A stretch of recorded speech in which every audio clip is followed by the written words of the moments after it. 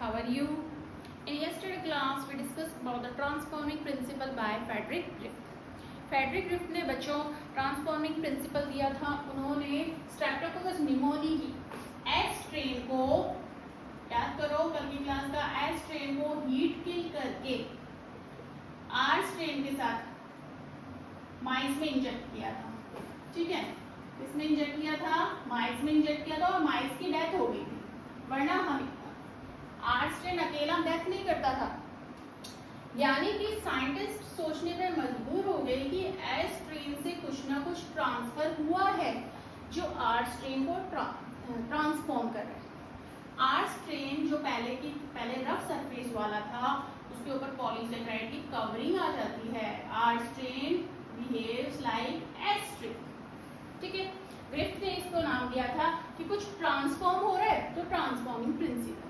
ठीक है, उसके बाद 1928 के बाद से साइंटिस्ट इस बात पे सोचने लगे कि क्या ट्रांसफॉर्म हो रहा है, क्या सब्सटेंस है, सेल में कौन सा मॉलिक्यूल है जो ट्रांसफॉर्म हो रहा है.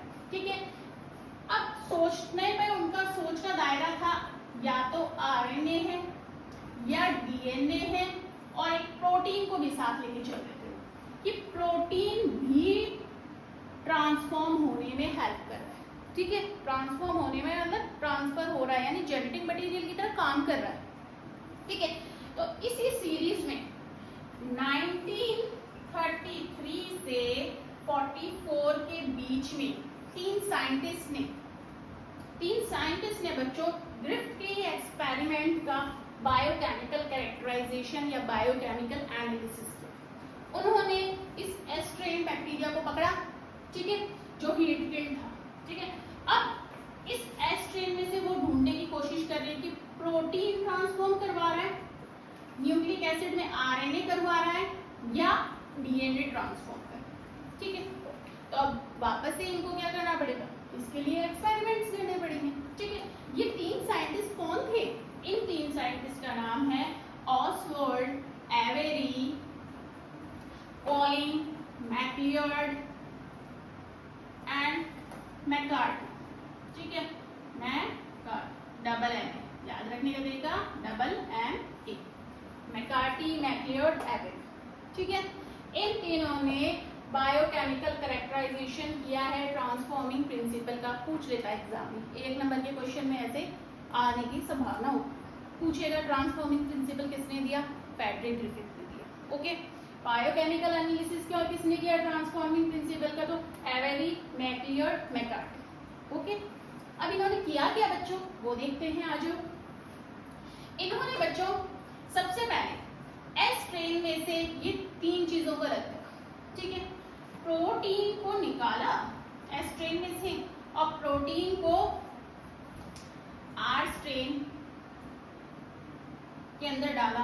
ठीक है, देखा ट्रांसफॉर्मेशन हो रहा है क्या? कोई ट्रांसफॉर्मेशन नहीं हुआ. ठीक है, उसके बाद उन्होंने आरएनए को लिया, आर स्ट्रेन में मिक्स किया. ठीक है, और फिर देखा कोई ट्रांसफॉर्मेशन नहीं हो रहा. फिर इन्होंने एस स्ट्रेन के डीएनए को लिया. एस स्ट्रेन के किसको लिया बेटा? डीएनए को लिया. एस स्ट्रेन के डीएनए को जब इन्होंने लिया, आर स्ट्रेन के साथ मिक्स किया तो ट्रांसफॉर्मेशन हुआ. ट्रांसफॉर्मेशन का मतलब ये वाली कंडीशन आई, एस स्ट्रेन से आर स्ट्रेन में ट्रांसफॉर्मेशन हुआ. माइस के अंदर इंजेक्ट किया, माइस की डेथ हो गई, माइस को निमोनिया हो गया, माइस यानी आर स्ट्रेन वायरुलेंट हो गया. ओके, तो यहाँ इनके मन में आया कि हाँ डीएनए है जो ट्रांसफॉर्मेशन कर रहा है. ठीक है, उसके बाद अब इसी को अपने ही एक्सपेरिमेंट को क्रॉस चेक करने के लिए इन्होंने क्या किया बच्चों, कुछ प्रोटियोलिटिक एंजाइम्स को यूज किया. प्रोटीन का लाइसिस करने वाला एंजाइम प्रोटीएज, आरएनए का लाइसिस करने वाला एंजाइम आरएनएज, और डीएनए का लाइसिस करने वाला एंजाइम डीएनएज को यूज किया. अजो इन्होंने क्या किया बच्चों, प्रोटीएज, एज लग रहा है यानी एंजाइम है. प्रोटीएज क्या करता है बेटा?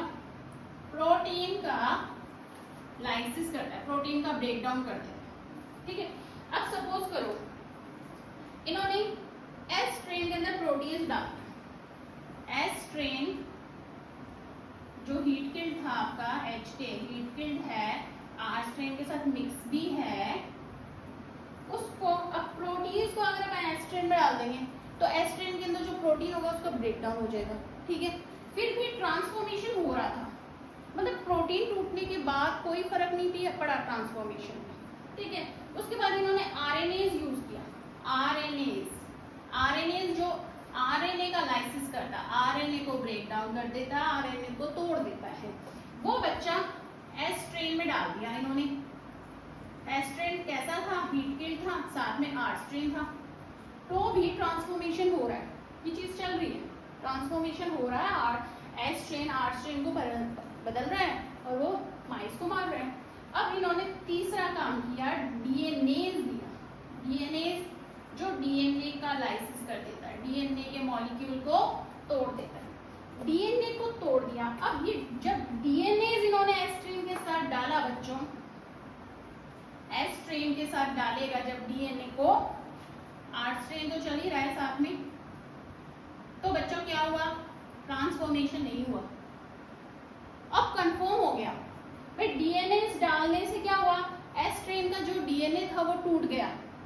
अब डीएनए टूट गया तो आरएनए के अंदर कुछ नहीं जा पाया, ये एस्ट्रेन आरएनए को नहीं बदल पाया, तो फिर आर्स्ट्रेन कहाँ से माइस को किल करेगा, आर्स्ट्रेन वायरुलेंट नहीं बनेगा, ट्रांसफॉर्मेशन नहीं हुआ। यानी कि इन तीनों ने मिलकर ये बताने की कोशिश करी कि डीएनए है वो ट्रांसफॉर्म कर रहा है, डीएनए है जो जेनेटिक मटेरियल की तरह रोल प्ले कर रहा है। पर अभी भी साइंटिस्ट्स के मन में डाउट था कि प्रोटीन है जो जेनेटिक मटेरियल की तरह काम करता है, कि सेल के अंदर काफ़ी मात्रा में हमारे प्रोटीन पाया जाता है और प्रोटीन का काम होता है जेनेटिक मटेरियल की तरह रोल प्ले करने का। तो इसी चीज़ को आगे और प्रूव करने के लिए हमारे पास दो साइंटिस्ट आते हैं, एल्बर्ट हार्शे और मार्था चेज। ये आइसोटोप्स को यूज़ करके, सल्फर और फास्फोरस आइसोटोप्स को यूज़ करके कंफर्म करवा देते हैं कि डीएनए ही हमारा जेनेटिक मटेरियल है, ठीक है। तो अगला जो अपना वीडियो होगा बच्चों, उसमें हम एल्बर्ट हार्शे और मार्था चेज का एक्सपेरिमेंट करेंगे, ठीक है।